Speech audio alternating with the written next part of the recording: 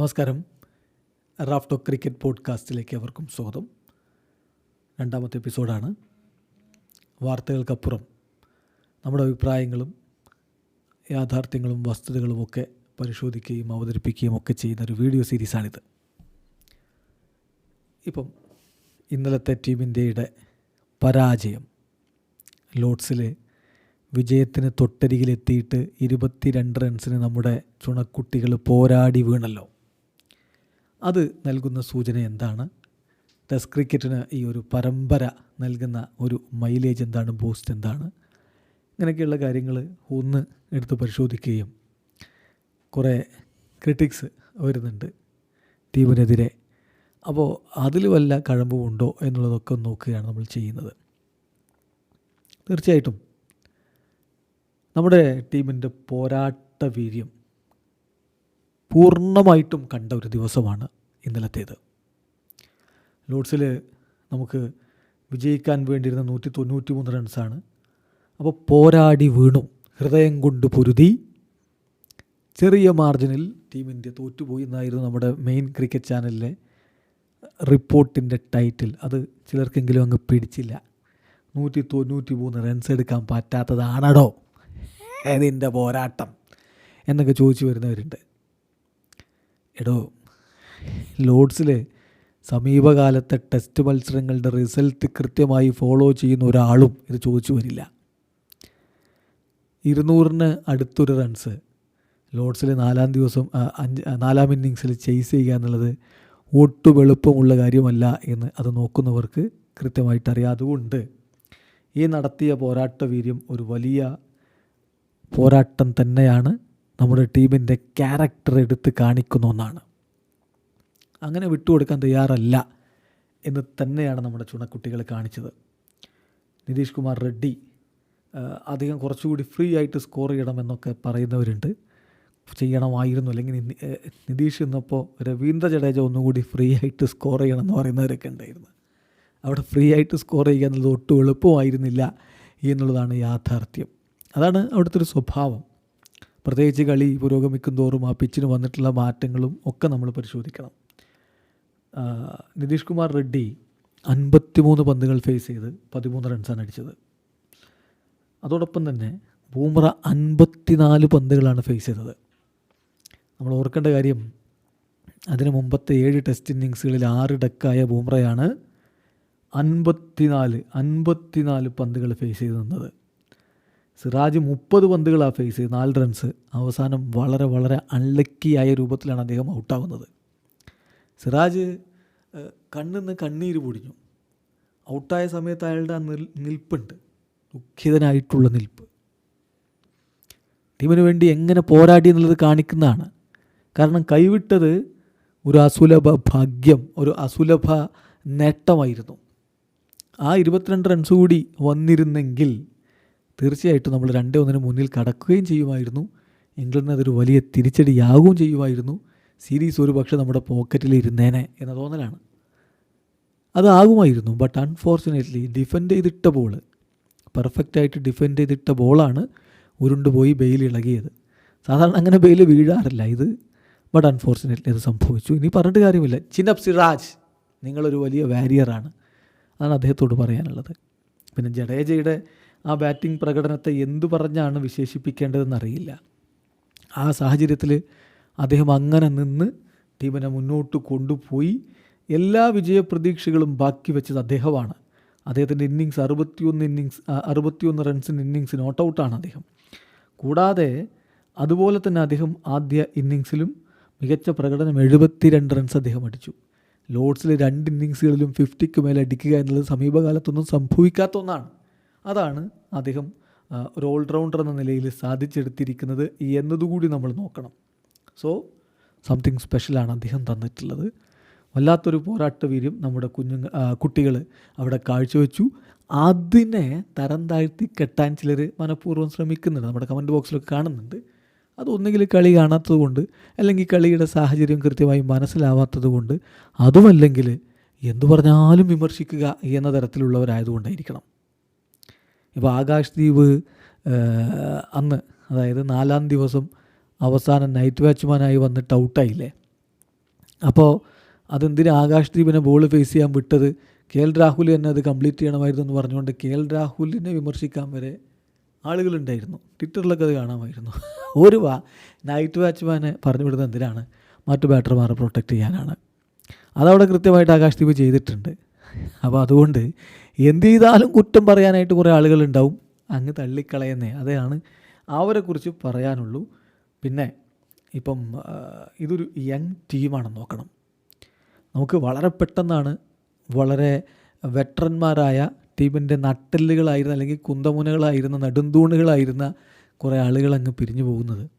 അശ്വിൻ ഓസ്ട്രേലിയയിൽ വെച്ചിട്ട് അദ്ദേഹം റിട്ടയർമെൻറ്റ് പ്രഖ്യാപിച്ചു. ലോവർ ഓർഡറിൽ റൺസ് കോൺട്രിബ്യൂട്ട് ചെയ്യുന്ന ആളാണ്. അതുപോലെ നമുക്ക് രോഹിത് ശർമ്മ അദ്ദേഹം വിരമിക്കൽ പ്രഖ്യാപിച്ചു. പിന്നാലെ വിരാട് കോഹ്ലി വിരമിക്കൽ പ്രഖ്യാപിച്ചു. ടീമിൻ്റെ നെടുന്തൂണുകളായിരുന്ന ഈ താരങ്ങളില്ലാതെയാണ് ഇറങ്ങുന്നത്. കമ്പാരിറ്റീവ്ലി യങ് ടീമാണ്. ആ യങ് ടീമിൻ്റെ ഭാഗത്തു നിന്ന് ഒരു യങ് ക്യാപ്റ്റനെ വെച്ചിട്ടാണ് ഈ ഒരു ഫൈറ്റിംഗ് കാണിക്കുന്നത് നോക്കണം. അപ്പോൾ അതിനെ നിങ്ങൾ അഭിനന്ദിച്ചില്ലെങ്കിലും വേണ്ടില്ല, അവഹേളിക്കാതിരുന്നുകൂടെ? ഇവർ ശരിക്കും അഭിനന്ദനം അർഹിക്കുന്ന ഒരു പോരാട്ടം തന്നെയാണ് അവിടെ കാഴ്ചവെച്ചിട്ടുള്ളത്. ഇപ്പോൾ നമ്മുടെ നായകൻ മികച്ച രൂപത്തിലാണ് ടീമിനെ വളരെ അഗ്രസീവ്ലിയാണ് നയിച്ചിട്ടുള്ളത്. ശരിയാണ്, അദ്ദേഹത്തിൽ നിന്ന് അധികം റൺസ് വന്നില്ല. പക്ഷെ അതിന് മുമ്പത്തെ 2 ടെസ്റ്റുകളിൽ അദ്ദേഹം എന്താണ് ചെയ്തത് എന്ന് നോക്കിയിട്ട് മതി അദ്ദേഹത്തിനെതിരെ വിമർശനങ്ങൾ ഉന്നയിക്കാൻ. പിന്നെ ഇനി ഒരു കാര്യം ചോദിക്കട്ടെ, ഇംഗ്ലണ്ട് അവരുടെ നാട്ടിലല്ലേ കളിക്കുന്നത്?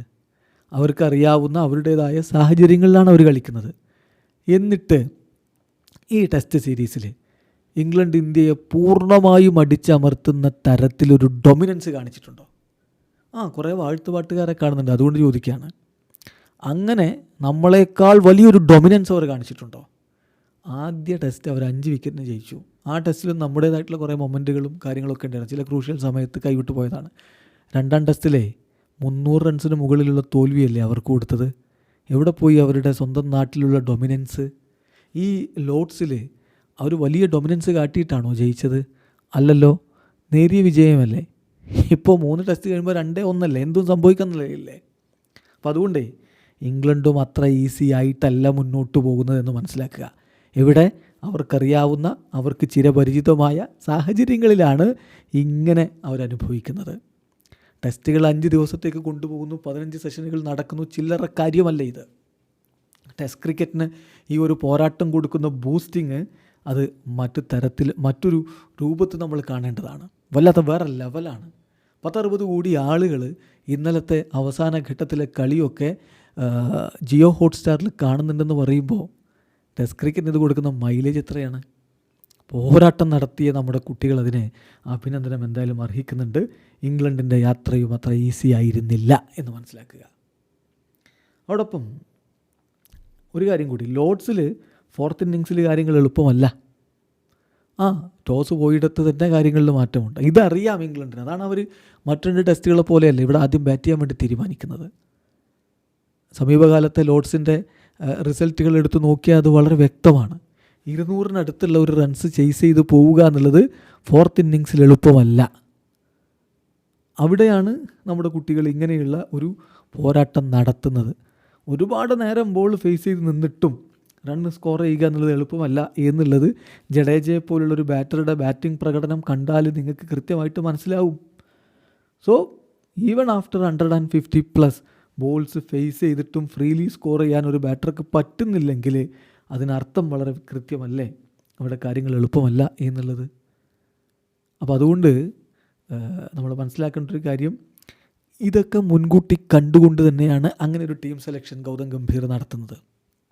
ഗംഭീറിൻ്റെ ഫസ്റ്റ് 11 സെലക്ഷനെതിരെ വലിയ രൂപത്തിൽ വിമർശനങ്ങൾ വന്നുകൊണ്ടിരുന്നല്ലോ. എന്തിന് വാഷിങ്ടൺ സുന്ദറും നിതീഷ് കുമാർ റെഡ്ഡിയും ഒരുമിച്ച് അവിടെ മറ്റാരെയെങ്കിലും കളിപ്പിച്ചുകൂടായിരുന്നോ? ഒരു പേസർ ഉപയോഗപ്പെടുത്തിക്കൂടായിരുന്നോ? അല്ലെങ്കിൽ ഒരു ബൗളിംഗ് ഓപ്ഷൻ അധികം എടുത്തുകൂടായിരുന്നോ എന്നൊക്കെ ചോദിക്കുന്നവരുണ്ട്. ഇതിൽ ശ്രദ്ധിക്കേണ്ട കാര്യം, ഇവിടെ ലോർഡ്സിൻ്റെ പിച്ചിൻ്റെ സ്വഭാവം മനസ്സിലാക്കി തന്നെയാണ് ഇത്തരത്തിലുള്ളൊരു ടീം സെലക്ഷൻ നടത്തിയിട്ടുള്ളത്. അതുകൊണ്ടാണ് ഇങ്ങനെ ഒരു ഫൈറ്റിംഗ് തന്നെ വരുന്നത്. ഇപ്പം വാഷിങ്ടൺ സുന്ദർ ആണെങ്കിലും മികച്ച രൂപത്തിൽ അദ്ദേഹം പന്ത് എറിഞ്ഞിട്ടുണ്ട്. 2ാം ഇന്നിങ്സൊക്കെ എടുത്ത് നോക്കിയാൽ മതി, ഇംഗ്ലണ്ടിൻ്റെ 2ാം ഇന്നിങ്സ്. അതുപോലെ നിതീഷ് കുമാർ റെഡ്ഡി ആണെങ്കിലും പ്രധാനപ്പെട്ട കോൺട്രിബ്യൂഷൻസ് അദ്ദേഹം ബോൾ കൊണ്ട് നടത്തിയിട്ടുണ്ട്. ബാറ്റ് കൊണ്ടും അദ്ദേഹത്തിൻ്റെ ഭാഗത്ത് നിന്ന് ആദ്യ ഇന്നിങ്സിൽ 30 റൺസ് വന്നിട്ടുണ്ട്. രണ്ടാം ഇന്നിങ്സിൽ ഫൈറ്റ് ചെയ്ത് നിന്ന് 19 ബോളുകൾക്ക് മുകളിൽ ആ ഘട്ടത്തിൽ അദ്ദേഹം ഫേസ് ചെയ്തിട്ടുണ്ട്. സോ പിച്ചിൻ്റെ സ്വഭാവം കൂടി മനസ്സിലാക്കിയെടുത്ത ഒരു തീരുമാനമായിരുന്നു ആ പ്ലേയിങ് 11 എന്ന് പറയുന്നത്. പിന്നെ മാഞ്ചസ്റ്ററിലേക്ക് പോകുമ്പോൾ അവിടെയും സമാനമാണ് കാര്യങ്ങൾ. ഇതേപോലെ കളി പുരോഗമിക്കും തോറും ആ പിച്ചിൽ ബാറ്റ് ചെയ്യുക എന്നുള്ളത് ബുദ്ധിമുട്ടായിരിക്കും. ഒരു ഡിഫറൻസ് എന്ന് പറഞ്ഞാൽ ലോട്ട് മോർ സ്പിൻ ഉണ്ടായിരിക്കും, കുറച്ചുകൂടി സ്പിന്നേഴ്സിനെ സഹായിക്കുന്ന തരത്തിലായിരിക്കും എന്ന് മാത്രം. 4ാം ഇന്നിങ്സിൽ ബാറ്റ് ചെയ്ത് അവിടെ കാര്യങ്ങൾ കൊണ്ടുപോയി ജയിക്കുക എന്നുള്ളത് ഇതേപോലെ തന്നെ ബുദ്ധിമുട്ടായിരിക്കും. അപ്പോൾ ടോസ് ലഭിക്കുക എന്നുള്ളതാണ് ഇമ്പോർട്ടൻറ്റ്. ടോസ് ലഭിക്കണം, ആദ്യം ബാറ്റ് ചെയ്യണം. അത് കിട്ടിയില്ലെങ്കിൽ തന്നെ അവിടെ ഒരല്പം ബാക്ക് ഫുട്ടിലേക്ക് പോകുന്ന സ്ഥിതിവിശേഷം ഉണ്ടാകും. അങ്ങനെ ബാക്ക് ഫുട്ടിൽ പോകാതിരിക്കണമെങ്കിൽ ആദ്യ ഇന്നിങ്സിൽ ലീഡ് ഉണ്ടാക്കാൻ പറ്റണം. രണ്ടാമത് ബാറ്റ് ചെയ്യേണ്ടിയാണ് വരുന്നതെങ്കിൽ ആദ്യ ഇന്നിങ്സിൽ ലീഡ് ഉണ്ടാക്കാൻ പറ്റണം. ഇവിടെ ലോർഡ്സിലും ഒരർത്ഥത്തിൽ കളി കൈവിട്ടത് അവിടെയാണ്.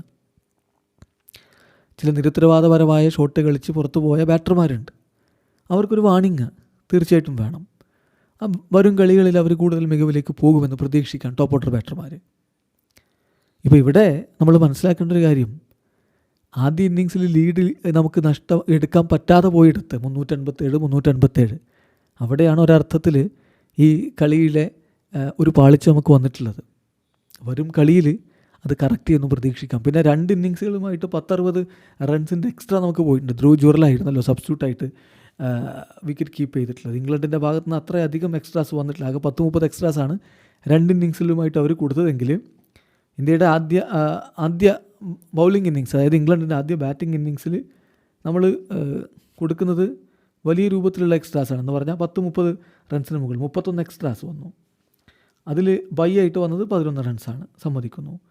എന്നാൽ പിന്നെ ഇംഗ്ലണ്ടിൻ്റെ 2ാം ഇന്നിങ്സ് നോക്കുക, അവിടെ 32 എക്സ്ട്രാസ് വരുന്നുണ്ട്. അതിൽ ബൈ ആയിട്ട് വരുന്നത് 25 റൺസാണ്. സോ അത്തരം ചില മൈന്യൂട്ടായിട്ടുള്ള ഡീറ്റെയിൽസ് അത് ഈ കളിയുടെ റിസൾട്ടിനെ ബാധിച്ചിട്ടുണ്ട്. അതുകൂടി കറക്റ്റ് ചെയ്ത് കഴിഞ്ഞാൽ അടുത്ത ടെസ്റ്റിൽ നല്ലൊരു ഫൈറ്റ് നമ്മുടെ കുട്ടികൾക്ക് കൊടുക്കാൻ പറ്റും എന്ന് തന്നെ വേണം പ്രതീക്ഷിക്കാൻ. പിന്നെ ഈ ക്യാരക്ടർ ആൻഡ് ഫൈറ്റിംഗ് സ്പിരിറ്റ് അത് വളരെ ഇമ്പോർട്ടൻ്റ്. ഇപ്പോൾ 2-1 നമ്മൾ പുറകിലാണ്. 2-1 പുറകിൽ ഇത് നമുക്കും 2-1 മുന്നിലെത്താമായിരുന്ന ഒരു കളിയാണ് കൈവിട്ട് പോയിട്ടുള്ളത്. പക്ഷേ ഇവിടെ കാണിച്ച ഈ ഫൈറ്റിംഗ് സ്പിരിറ്റ് ഉണ്ടല്ലോ, ഒരു സുഹൃത്തിൻ്റെ കമൻറ്റ് കണ്ടതുപോലെ ഒരു ടെസ്റ്റ് ജയിക്കാനും ഈ സീരീസ് വിജയിക്കാനുമുള്ള ഊർജ്ജം ഈ ഒരു പരാജയത്തിൽ പോലും ആ ഫൈറ്റിങ്ങോടുകൂടി ടീം ഇന്ത്യ നേടിയിട്ടുണ്ടെന്ന്. അപ്പോൾ വരും ടെസ്റ്റിൽ, അടുത്ത ടെസ്റ്റിൽ വലിയ ആവേശത്തിൽ വളരെ ഫൈറ്റിംഗ് നടത്താൻ, പാഷനേറ്റായിട്ട് കളിക്കാൻ ഈ പോരാട്ട വീര്യം സഹായിക്കും. അപ്പോൾ അതുകൊണ്ട് തന്നെ ടീമിൻ്റെ ക്യാരക്ടർ, ഫൈറ്റിംഗ് സ്പിരിറ്റ് അതെല്ലാം വളരെ ഇമ്പോർട്ടൻ്റ് ആണ്. പ്രത്യേകിച്ച് 2-1 പുറകിൽ നിൽക്കുന്ന ഈ ഒരു സാഹചര്യത്തിൽ 2 ടെസ്റ്റുകളാണ് ബാക്കി. 2ഉം ജയിച്ചെങ്കിൽ മാത്രമാണ് നമുക്ക് ഈ പരമ്പരയും കൊണ്ട് പോകാൻ പറ്റുകയുള്ളൂ. അടുത്ത ടെസ്റ്റ് വിജയിക്കാൻ പറ്റിയ 2-2 അത്രയേ ഉള്ളൂ. അപ്പോൾ അതുകൊണ്ട് പരമ്പര കൊണ്ടുപോകണമെങ്കിൽ അടുത്ത 2 ടെസ്റ്റും വിജയിക്കണം. അതത്രത്തോളം സാധ്യമാണ് ഇംഗ്ലീഷ് കണ്ടീഷനിൽ എന്നുള്ളത് കണ്ടറിയണം. ഇംഗ്ലണ്ട് പോയി കളിക്കുക, അവിടെ നന്നായിട്ട് ബാറ്റ് ചെയ്യുക എന്നുള്ളത് ഒട്ടും എളുപ്പമല്ല. ഇതിനു മുമ്പ് നമ്മൾ പലവട്ടം കണ്ടിട്ടുള്ളതാണ്.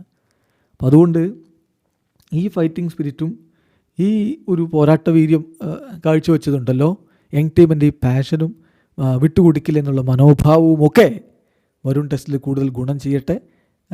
എവിടെയൊക്കെയാണോ പാളിച്ചകൾ അത് കറക്റ്റ് ചെയ്യാൻ കഴിയട്ടെ. നമ്മുടെ ചുണക്കുട്ടികൾ അടുത്ത ടെസ്റ്റിൽ വിജയിച്ച് കയറട്ടെ. ഒറ്റ കാര്യം ഓർമ്മിപ്പിക്കുകയാണ്, ഈ പോരാട്ട വീര്യത്തെ നിങ്ങൾ അഭിനന്ദിച്ചില്ലെങ്കിലും അവഹേളിക്കാതിരുന്നുകൂടെ. വീഡിയോ അവസാനിക്കുന്നു. കൂടുതൽ ക്രിക്കറ്റ് വിശേഷങ്ങളുമായി റാഫ് ടോക്സിൽ എത്താം.